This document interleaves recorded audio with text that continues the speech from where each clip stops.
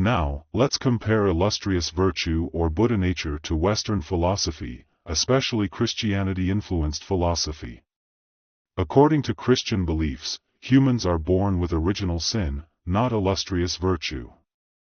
In such a case, where do humans find hope? Hope lies in having faith in God, serving God, respecting God, and fearing God, while waiting for God to save our sinful souls.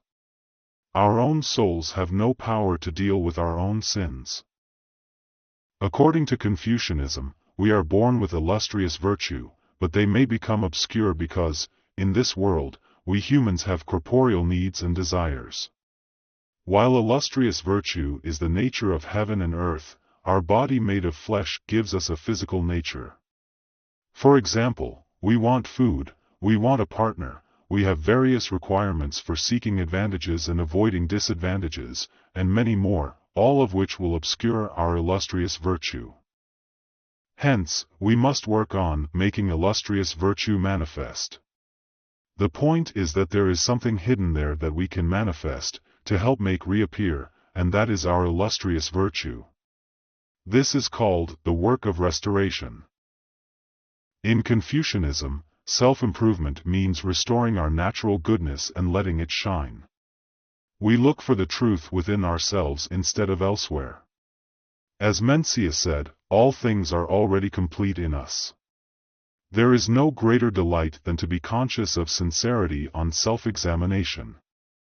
The first line of the three-character classic, a text written in the Song dynasty, reads, "People at birth are naturally good," which means that we are all born kind-hearted and have this illustrious virtue in us.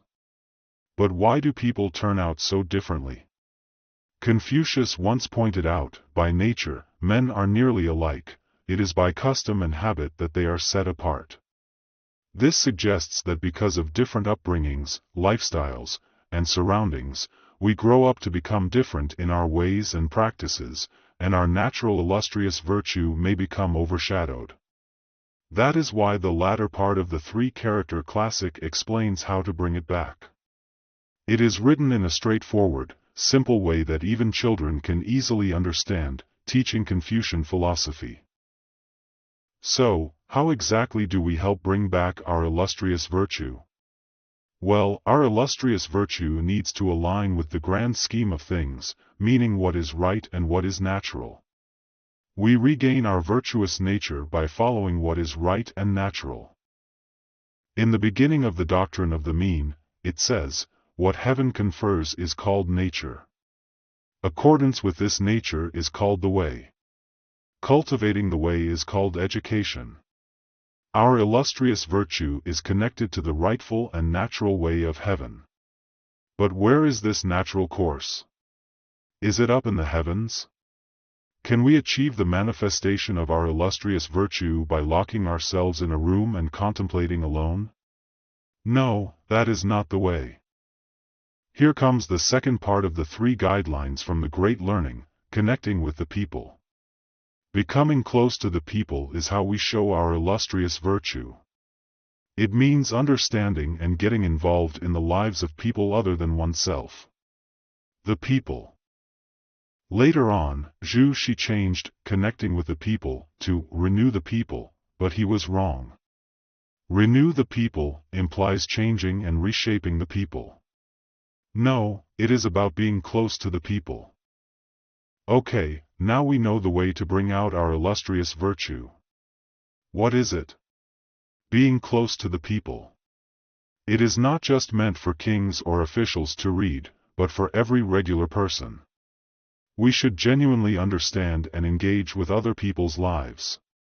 That is the only way to bring back our illustrious virtue. The Great Learning is about studying how to be a great person, someone who will not become a villain, a truly moral and distinguished person. To become such a person, you have to care about the world, which requires understanding and connecting with the lives of the people. Finally, the third part of the three guidelines from the Great Learning talks about abiding in the highest good, which highlights the ultimate goal of human life, achieving perfection. As humans, we should have goals to strive for. To summarize the three guidelines, the first part explains that bringing back our illustrious virtue requires putting effort into returning to our natural self. The second part tells us where this effort should be focused, which is understanding and connecting with people's lives, truly grasping the heavenly way reflected in their lives. The third and last part of the three guidelines encourages us to actively put the way of heaven into practice, to realize our own personal value, and to attain the ultimate goodness. Now, let's compare these three guidelines of the great learning to Western philosophy, especially Plato's teachings, and we will see the difference. In Chinese thinking, truth is not something separate from our everyday existence, it exists right here in the human world. In similar fashion, Huineng, who had played the key role in adapting Buddhism to Chinese culture, put it simply, Dharma can only be found in the world, and enlightenment cannot be attained away from it. To seek enlightenment by separating from this world is as absurd as to search for a rabbit's horn.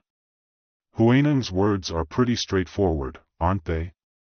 He emphasized that one cannot attain enlightenment by isolating oneself from the world. Doing so would be like looking for a rabbit's horn, for rabbits do not have horns.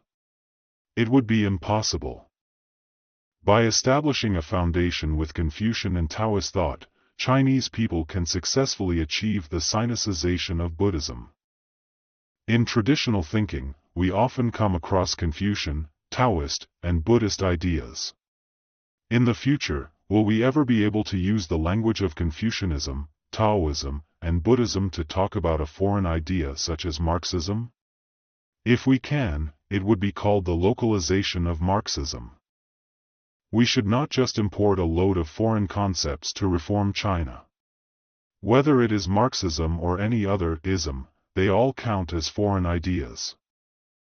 Many of us can recite the Buddhist verses written by the fellow disciples Shenxiu and Huineng in the Platform Sutra of the Sixth Patriarch.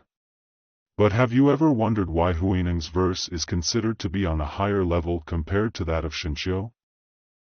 Here is Shenxiu's verse. The body is the tree of wisdom, Bodhi, the heart is like a bright mirror on a stand.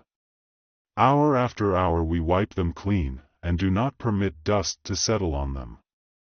When Master Hongren saw this written on the wall without a name next to it, he immediately knew it was Shenxiu's work despite having many disciples around. The master was well aware of the levels his disciples had reached. At that time, Shenxiu did not write his name next to his verse for a specific reason. He knew it was important to compose a verse to gain the favor of his master and the respect from his fellow disciples, but he was worried about not doing well enough.